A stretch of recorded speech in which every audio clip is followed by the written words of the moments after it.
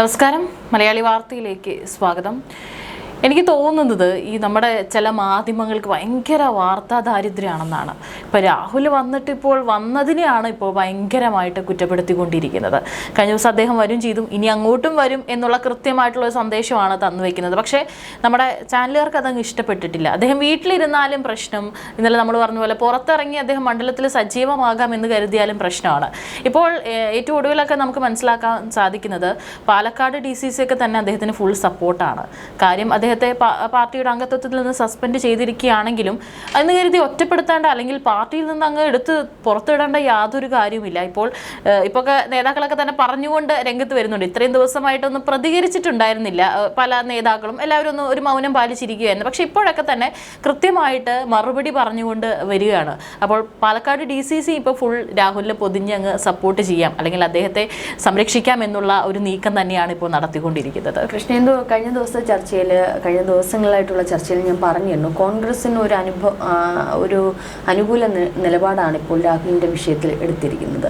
ഇന്നലെ കോൺഗ്രസിൻ്റെ നിർദ്ദേശാനുസരണം തന്നെയാണ് രാഹുൽ പാലക്കാട് പോയത്. കാരണം രാഹുൽ പറയുന്ന ഒരു കാര്യമുണ്ട്, കോൺഗ്രസ് ആണ് എൻ്റെ പാർട്ടി, അത് എൻ്റെ ജീവിതത്തിൻ്റെ അവസാന നാൾ വരെയും ഞാൻ എൻ്റെ പാർട്ടിയെ വിശ്വസിക്കും, പാർട്ടി പറയുന്ന രീതിയിൽ തന്നെ ഞാൻ നടക്കുകയും ചെയ്യും. അതുകൊണ്ടാണല്ലോ പാർട്ടി പറഞ്ഞപ്പോൾ തന്നെ ഒരുപക്ഷെ അധ്യക്ഷ സ്ഥാനത്ത് നിന്ന് രാജിവെച്ചതും, പാർട്ടി പുറത്താക്കിയപ്പോൾ പാർട്ടി ഒരു വാക്കുകൊണ്ട് പോലും പ്രതിരോധിക്കാതെ ഈ നിമിഷം വരെയും രാഹുൽ നല്ല കുട്ടിയായിട്ട് തന്നെ അതിൻ്റെ ചിട്ടയോട് തന്നെ നടക്കുന്നത്. അപ്പോൾ ഇന്നലെ പാർട്ടിയുടെ കോൺഗ്രസ് ഇന്ന് രാവിലെ മാധ്യമങ്ങൾ അത് ഏറ്റെടുത്ത് ഈ പറയുന്നോണം DCC ചെന്ന് കണ്ട് ഒരുപക്ഷെ രാഹുലിന് കൈ കൊടുത്ത കോൺഗ്രസ് നേതാക്കളെ വരെ ഓരോരുത്തരെയും ഈ മാധ്യമങ്ങളുടെ വാർത്താ ദാരിദ്ര്യം കാരണം അവർ പോയി കാണുകയാണ്. നിങ്ങൾ എന്തിനാ കൈ കൊടുത്തേ, നിങ്ങൾ എന്തിനാ കെട്ടിപ്പിടിച്ചേ, നിങ്ങൾ എന്തിനാ രാഹുൽ പോയപ്പോൾ കണ്ടപ്പോൾ ചിരിച്ചത്, നിങ്ങൾ ചിരിച്ചില്ലേ, നിങ്ങൾ കൈ കൊടുത്തില്ലേ, നിങ്ങളുടെ കൈ അറിയാണ്ട് ടച്ച് ചെയ്യുന്ന കണ്ടല്ലോ. സത്യം പറയാം, എനിക്ക് ചിരിയാണ് വരുന്നത്. അപ്പോൾ അവരൊക്കെ ഈ കോൺഗ്രസ് നേതാക്കളൊക്കെ ചോദിക്കും, രാഹുലിന് കേരളത്തിന് ഭ്രഷ്ട് കൽപ്പിച്ചിട്ടുണ്ടോ? രാഹുൽ ഒരു സാധാരണ മനുഷ്യനും കൂടിയാണ്. രാഹുലിനോട് സംസാരിക്കാതിരിക്കാൻ, രാഹുൽ ഒരു സഹപ്രവർത്തകയാണ്, അറിയാവുന്ന ആളാണ്, സുഹൃത്താണ്. ഒരു സുഹൃത്തിനോട് മിണ്ടുകയോ ഇനി ഹഗ് ചെയ്യുകയോ അദ്ദേഹത്തിനോടൊപ്പം നടക്കുകയോ അദ്ദേഹത്തിൻ്റെ വീട്ടിൽ പോവുകയോ എന്ത് ചെയ്താലും ഇത് ബാധിക്കുന്ന വിഷയമല്ല മാധ്യമങ്ങൾക്ക്. ഇത്രയും പൊട്ട മാധ്യമങ്ങളാണോ, പൊട്ട റിപ്പോർട്ടേഴ്സ് ആണോ എന്ന് ഞാൻ ചോദിച്ചു. ഇപ്പോൾ കൃഷ്ണേന്ദു മലയാളി, ഇപ്പം നമ്മളിവിടെ മലയാളി വാർത്തയിൽ ജോലി ചെയ്യുന്നു, അല്ലെങ്കിൽ ഞാനൊരു തെറ്റ് കാണിക്കുന്നു, അപ്പോൾ സ്വാഭാവികമായിട്ടും എനിക്ക് ഇവിടുന്ന് സസ്പെൻഷൻ കിട്ടുന്നു. ഞാൻ പുറത്തിറങ്ങുമ്പോൾ കൃഷ്ണേന്ദു എൻ്റെ നല്ലൊരു സുഹൃത്താണ്. അപ്പോൾ നമ്മുടെ ഇവിടുത്തെ MD അല്ലെങ്കിൽ CEO പറയുമോ, എന്തിനാണ് കൃഷ്ണേന്ദുവിനോട്, ഞാൻ ഇന്നലെ കണ്ടിരുന്നല്ലോ കൃഷ്ണേന്ദുവിൻ്റെ കൂടെ നടന്നു പോകുന്നത്, കൃഷ്ണേന്ദുവിനെ നോക്കുന്ന ഞാൻ കണ്ടല്ലോ, അല്ലെ കൃഷ്ണേന്ദുവിനോട് ചോദിക്കും അല്ലേ? ചോദിച്ചു കഴിഞ്ഞാലുള്ള ഒന്ന് ആലോചിച്ച് നോക്ക്. നമ്മൾ ഒരുമിച്ച് വർക്ക് ചെയ്യുന്ന സഹപ്രവർത്തകർ ഇവിടുത്തെ ചില കാര്യങ്ങൾ കാരണം ഒരുപക്ഷെ എനിക്ക് സസ്പെൻഷൻ കിട്ടിയെന്ന് കരുതിക്കോളൂ. പക്ഷേ ഇവിടെ നിന്ന് പുറത്തിറങ്ങിക്കഴിഞ്ഞാൽ, അല്ലെങ്കിൽ ഈ പറഞ്ഞതുപോലെ ഈ മലയാളി വാർത്തയിൽ തന്നെ മറ്റെന്തെങ്കിലും കാര്യത്തിൽ എനിക്കൊരു മെമ്മോ കിട്ടി ഇരിക്കുമ്പോൾ എന്നോട് മിണ്ടരുത് എന്ന് പറയാൻ CEOയ്ക്കോ MDക്കോ മറ്റാർക്കെങ്കിലും അവകാശമുണ്ടോ? ഇല്ല. അത് നമ്മുടെ പേഴ്സണൽ ബന്ധമാണ്. അപ്പോൾ ഇന്നലെ രാഹുൽ മാങ്കൂട്ടത്തിൽ ചെന്ന് കണ്ട വീടുകളിൽ അവരുമായി നല്ല അടുപ്പമുണ്ട് അവിടുത്തെ അപ്പം ജനങ്ങളോടും കൂടി ചെന്ന് ചോദിക്കട്ടെ, എന്തിനാ രാഹുലിനോട് മിണ്ടാൻ പോയത് എന്ന് ചോദിക്കാൻ എന്താ, അവർ നല്ലത് പെടപ്പ് കൊടുത്തന്നെ. അപ്പോൾ ഈ സഹപ്രവർത്തകനോട് മിണ്ടാതിരിക്കാൻ വേണ്ടിയിട്ട് കോൺഗ്രസിൽ എന്ത് ഭ്രഷ്ട് കൽപ്പിച്ചോ, കേരളത്തിൽ എന്താ ഭ്രഷ്ട് കൽപ്പിച്ചോ? അത്രയ്ക്ക് അരോചകമായിട്ടുള്ള എന്ത് കുറ്റമാണ് രാഹുൽ മാങ്കൂട്ടത്തിൽ ചെയ്തിട്ടുള്ളത്? രാഹുൽ മാങ്കൂട്ടത്തിൽ മറ്റൊരു പെൺകുട്ടിയുടെ ഇഷ്ടപ്രകാരം അവർ ചാറ്റ് ചെയ്തു, അല്ലെങ്കിൽ അവർ ഒരു ബന്ധത്തിൽ ഏർപ്പെട്ടു, അല്ലെങ്കിൽ ഗർഭഛിദ്രം ഉണ്ടായി. ഇത് ഒരു പെൺകുട്ടി അങ്ങോട്ട് ചെന്ന് പീഡിപ്പിച്ചതോ അല്ലെങ്കിൽ ഒരു മുറിക്കകത്തിട്ട് പീഡിപ്പിച്ചതോ ആയ ക്രൂരനല്ല. അത്തരത്തിലുള്ള ക്രൂരന്മാരോട് പോലും ഇല്ലാത്ത ഒരു ഭ്രഷ്ട് രാഹുൽ മാങ്കൂട്ടത്തിനോട് കാണിക്കാൻ എന്താണ് ഈ മാധ്യമങ്ങൾക്കുള്ളത്? എന്ത് വിവരക്കേടാണ് ഇവർ കാണിച്ചു കൂട്ടുന്നത്? ഇന്ന് രാവിലെ ഞാൻ നോക്കിയപ്പോൾ ഇന്നലെ രാഹുൽ ചെന്ന് കണ്ട ഓരോ വ്യക്തികളെയും പോയി കണ്ടിരിക്കുന്നു. അപ്പൊ രാഹുൽ മാങ്കൂട്ടത്തിൽ ഇനിയും നേതാക്കളുമായി നാളെ VD സതീശന്റെ തോളെ കൈയിട്ടുകൊണ്ട് രാഹുൽ പോകുന്നത് കാണാം, ഷാഫി പറമ്പിലിന്റെ തോളെ കൈയിട്ടുകൊണ്ട് പോകുന്നത് കാണാം, രമേശ് ചെന്നിത്തലയുടെ കൈ കോർത്തു പിടിച്ചവർ പോകുന്നത് കാണാം. ഇത് കാണുന്നത് അതിവിദൂരമല്ല. അപ്പോൾ ഈ മാധ്യമങ്ങൾ എന്ത് ചെയ്യും? ഈ ആയുഷ്കാലം മൊത്തം അദ്ദേഹം ഒറ്റപ്പെട്ടു ഒരു മുറിക്കകത്ത് അടച്ചിരിക്കണമെന്നാണോ ഈ മാധ്യമങ്ങൾ ആഗ്രഹിക്കുന്നത്? ഇപ്പൊ രാഹുലിനെ പോയി കണ്ടവരുടെ ഒക്കെ തന്നെ പോയിട്ട് അവർ അഭിപ്രായം എടുത്തിട്ടുണ്ട്. ഞാൻ ഇതുവരെയും കണ്ടില്ല ഒരു മാധ്യമം വളരെ നിഷ്പക്ഷമായിട്ട് അവിടുത്തെ ജനങ്ങളുടെ പാലക്കാടുള്ള ജനങ്ങളോട് അഭിപ്രായം ചോദിച്ചിട്ടുണ്ടോ? അങ്ങനെ ചോദിച്ചിട്ടുണ്ടെങ്കിൽ സാധാരണ ഒരു മാധ്യമം എടുക്കുന്നുണ്ടോ? ആ ജനങ്ങൾ പറഞ്ഞ എന്താണ്, അവിടെയുള്ള അയൽവാസികളും ആ പരിസര പ്രദേശങ്ങളിൽ കുറെ നടന്ന് ബൈറ്റ് എടുത്തപ്പോൾ എല്ലാവരും പറയുന്ന വാക്കുകൾ എന്താണോ, അദ്ദേഹം തെറ്റ് ചെയ്ത് തെറ്റ് തിരുത്തി മുന്നോട്ട് വരട്ടെ, എന്തെങ്കിലുമൊക്കെ ഞങ്ങളുടെ MLA ആണ്, ഞങ്ങൾ ജയിപ്പിച്ച MLA ആണ്, ഞങ്ങളുടെ വികസന പ്രവർത്തനം, ഞങ്ങളുടെ കാര്യങ്ങൾക്ക് വേണ്ടിയിട്ട് ഞങ്ങൾ MLA അല്ലാണ്ട് ഞങ്ങൾ ഈ ഒന്നോ രണ്ടോ നേതാക്കളുടെ അഭിപ്രായമല്ലല്ലോ ഇത്രയും പാലക്കാട്ടെ ജനങ്ങൾക്ക്. മാത്രമല്ല DYFഐയും BJP ഒക്കെ മനസ്സിലാക്കണമെന്ന ഒരു കാര്യമുണ്ട്. അദ്ദേഹം ഇപ്പോഴും പാലക്കാടിന്റെ MLA ആണ്. ജനങ്ങൾ തെരഞ്ഞെടുത്ത് ഒരു ജനങ്ങളുടെ ജനപ്രതിനിധിയായിട്ട് നിൽക്കുന്ന ഒരു MLA കൂടിയാണ്. അപ്പൊ അദ്ദേഹത്തിന് നിരവധി പ്രവർത്തനങ്ങൾ നടത്താനുണ്ട്. 20 വീടുകൾ അദ്ദേഹത്തിന്റെ മേൽനോട്ടത്തിൽ ഇപ്പോൾ പണി പൂർത്തീകരിക്കുന്നതുമായിട്ട് ബന്ധപ്പെട്ട് അദ്ദേഹം നടത്താനുണ്ട്. നിരവധി പ്രവർത്തനം, റോഡിന്റെ അങ്ങനെ നിരവധി കാര്യങ്ങൾ, പട്ടയവുമായി ബന്ധപ്പെട്ട പ്രവർത്തനങ്ങൾ, ഒരു MLAക്ക് എന്തെല്ലാം കാര്യങ്ങൾ ആ ഒരു നാട്ടിൽ ചെയ്യാനുണ്ട്. അപ്പൊ അദ്ദേഹത്തിന് അവിടെ വരണം, അദ്ദേഹത്തിന് ജനങ്ങളുമായിട്ട് സഹകരിക്കണം, കോൺഗ്രസ് നേതാക്കളുമായിട്ട് സഹകരിക്കണം, അവരുമായിട്ട് കോൺഗ്രസ് നേതാക്കൾ മാത്രമല്ല, കോൺഗ്രസിന്റെ കൗൺസിലേഴ്സ് മാത്രമല്ല, മറ്റുള്ള കൗൺസിലേഴ്സുമായിട്ടൊക്കെ ഇടപെടണം. ഇന്നലെ 1-2 കൗൺസിലർമാരുടെ അടുത്ത് ഇത്തരത്തിൽ മാധ്യമങ്ങൾ ചെന്ന് ചോദിച്ചു, ഞങ്ങളുടെ MLAയുടെ അടുത്തല്ലാതെ പിന്നെ ഞങ്ങൾ എങ്ങോട്ടാ പോകേണ്ടത്? അപ്പൊ ഈ നിലവിലും അദ്ദേഹം MLA ആണ്. ഇനി MLA അല്ലെങ്കിൽ തന്നെ അദ്ദേഹം സംസാരിക്കുന്നതിൽ എന്താണ് തെറ്റ്? അദ്ദേഹത്തിന് ഭ്രഷ്ട് കൽപ്പിക്കാൻ വേണ്ടി അദ്ദേഹത്തിന്റെ പേരിൽ ഇപ്പോൾ പരാതിയില്ല, ക്രൈംബ്രാഞ്ച് അന്വേഷണം ഇങ്ങനെ അന്വേഷിച്ചുകൊണ്ടിരിക്കുന്നേ ഉള്ളൂ. അദ്ദേഹത്തിന്റെ പേരിൽ കേസില്ല. കേസ് ഇപ്പോഴും കോടതി കിടക്കുന്ന മന്ത്രിമാര് MLAമാര് ഭയങ്കര സജീവമായിട്ട് നിവർന്ന് നടക്കുന്നു. ഇതുവരെ കേസുമില്ല, ഒന്നുമില്ലാത്ത, പരാതിയില്ലാത്ത രാഹുൽ മാങ്കൂട്ടത്തിന് ഭ്രഷ്ട്. ഇത് എവിടുത്തെ നീതിയാണ്, എവിടുത്തെ ന്യായമാണ്? മാധ്യമങ്ങളുടെ നിഷ്പക്ഷതയും മാധ്യമങ്ങളുടെ ധർമ്മം എങ്ങോട്ടാണ് പോകുന്നത്? അതേ ഒരു തെറ്റ് ചെയ്തിട്ടുണ്ട്, അത് തിരുത്തി മുന്നിലേക്ക് വരും. എല്ലാവരും തെറ്റ് ചെയ്തിട്ടുണ്ട്, അല്ലെങ്കിൽ കോടതിയിലേക്ക് പോവാം. അദ്ദേഹം ആ തെറ്റ് ചെയ്തിട്ടുണ്ടെങ്കിൽ അവിടെ ശിക്ഷ അനുഭവിക്കട്ടെ, അല്ലാതെ മാധ്യമ വിചാരണയല്ല ചെയ്യേണ്ടുന്നത്. ഇതിലിപ്പോ CPM സംസ്ഥാന കമ്മിറ്റി അംഗം NN കൃഷ്ണദാസ് അദ്ദേഹം പറഞ്ഞ ചില വാക്കുകൾ ഞാൻ പറയാം.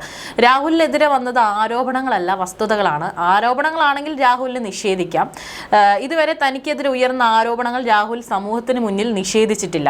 എന്നിട്ടും രാഹുലിനെ കോൺഗ്രസ് സംരക്ഷിച്ച് ഇവിടെ അവതരിപ്പിക്കുകയാണ്. കോൺഗ്രസ് എത്രത്തോളം ജീർണിച്ചിരിക്കുന്നു എന്നതിന് തെളിവാണ്.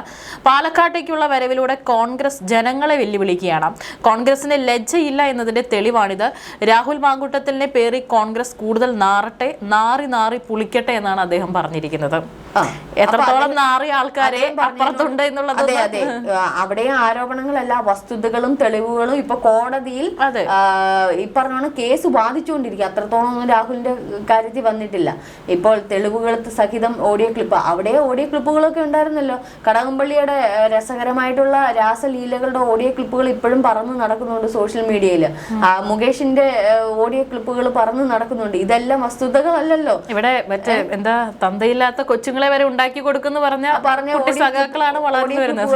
പറന്ന് നടക്കുന്നുണ്ട്, പരസ്യമായിട്ട് ചവിട്ടിക്കൂട്ടി ഒരു പെൺകുട്ടിയെ നടുറോഡിൽ ചവിട്ടിക്കൂട്ടിയിട്ട് അതിന്റെ മുകളിൽ നിന്ന് സമര നായകന്റെ ഇതും ചിത്രവും നമ്മുടെയൊക്കെ മനസ്സിലുണ്ട്. അപ്പൊ ഇത്തരത്തിൽ സ്ത്രീകളോട് എങ്ങനെയൊക്കെയാണ് എത്തരത്തിലാണ് സഹകരിക്കുന്നത് എല്ലാ പാർട്ടിയിലും ഇത്തരത്തിലുള്ള ഓഡിയോ ക്ലിപ്പുകളും ഫോട്ടോകളും ഇഷ്ടംപോലെ കുറഞ്ഞ പീഡനവും ഒക്കെ ലൈബ്രറി മാധ്യമങ്ങളുടെ ലൈബ്രറിയിൽ വ്യക്തമായിട്ട് സ്പഷ്ടമായിട്ട് ഇപ്പോഴും സൂക്ഷിച്ചു വെച്ചിട്ടുണ്ട്.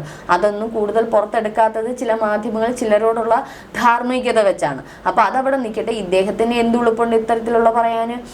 അദ്ദേഹം ഈ വിരൽ ചൂണ്ടുന്നത് അദ്ദേഹത്തിന്റെ നെഞ്ചത്തേക്ക് തന്നെയാണ് അല്ലേ? അപ്പൊ അദ്ദേഹം നിലയ്ക്കുന്ന അല്ലെങ്കിൽ അദ്ദേഹം വിശ്വസിക്കുന്ന ഒരു പാർട്ടിയിൽ എന്തുമാത്രം കളങ്കമായിട്ടുള്ള കാര്യങ്ങൾ നിന്നിട്ടാണ് രാഹുലിനെ ചൂണ്ടി പറയുന്നത്. അപ്പം രാഹുലിന്റെ കാര്യത്തിൽ ഇപ്പൊ പരാതിക്കാരില്ല. അത്തരത്തിലുണ്ടെങ്കിൽ കേസ് ഈ ധാർമ്മികതയൊക്കെ സുപ്രീം കോടതിയിൽ നിന്ന് രാഹുൽ അതിന്റെ നീതി വാങ്ങിച്ചെടുത്തോളാം. അത് ഇവരാരും നോക്കേണ്ട കാര്യമില്ല. കടകംപള്ളിയുടെ ഓഡിയോ ക്ലിപ്പിന്റെ പേരിൽ അദ്ദേഹം ഇന്നേതുവരെ ഈ നിമിഷം വരെ മിണ്ടിയിട്ടുണ്ടോ? മുകേഷ് മിണ്ടിയിട്ടുണ്ടോ? ഗണേഷ് കുമാർ മിണ്ടിയിട്ടുണ്ടോ? എത്ര മന്ത്രിമാര് മിണ്ടിയിട്ടുണ്ട്? മറ്റേ ശശീന്ദ്രന്റെ ഇത് എന്തെങ്കിലും മിണ്ടിയിട്ടുണ്ടോ? മിണ്ടിയിട്ടില്ലല്ലോ. അപ്പൊ രാഹുൽ മാങ്കൂട്ടത്തിൽ മിണ്ടേണ്ട കാര്യമില്ല. എന്നിട്ട് പാർട്ടി മിണ്ടിയിട്ടുണ്ടല്ലോ. എന്നിട്ട് നിലവിൽ പരാതി കൊടുത്തവരുടെ കാര്യത്തിൽ രാഹുൽ മാങ്കൂട്ടത്തിൽ മിണ്ടിയിട്ടുണ്ട്. റിനിയുടെ കാര്യത്തില്, മറ്റേ ഹണിയുടെ കാര്യത്തില്, അവന്തികയുടെ കാര്യത്തിൽ കൃത്യമായിട്ട് പ്രതികരിച്ച് അതിന് മറുപടി മാധ്യമങ്ങൾ ഇവിടെയാണെങ്കിൽ എന്ത് പറയും? പാർട്ടി പറയട്ടെ. ഗർഭചിത്രവുമായി ബന്ധപ്പെട്ട് ഒരു ഓഡിയോ ക്ലിപ്പ്, ഊരും പേരും ഇല്ലാത്ത ഒരു ഓഡിയോ ക്ലിപ്പിന്റെ കാര്യത്തിൽ രാഹുൽ മാങ്കൂട്ടത്തിന് പ്രതികരിക്കേണ്ട കാര്യമില്ല. അതിൽ ആ പരാതിക്കാരി മുന്നോട്ട് വരട്ടെ, അപ്പോൾ രാഹുൽ പ്രതികരിക്കും. പരാതിക്കാരി ആദ്യം മുന്നോട്ട് വരട്ടെ. ഇതുവരെ വന്നിട്ടില്ലല്ലോ. അപ്പൊ വാലും തൂലും ഇല്ലാത്ത പറഞ്ഞോണം ഇത് ചെയ്ത് മോഫ് ചെയ്ത ഓഡിയോ എടുത്തിട്ടിട്ട് രാഹുലിന്റെ വോയിസും കൂടെ എടുത്തിട്ട് ഇട്ടിട്ട് ഈ പറഞ്ഞോണം അത് പരാതി ഇരയുടെയാണ് അതിജീവിതയുടെയാന്ന് പറഞ്ഞിട്ട് കാര്യമില്ല. അത് പരാതിക്കാർ മുമ്പോട്ട് വരട്ടെ.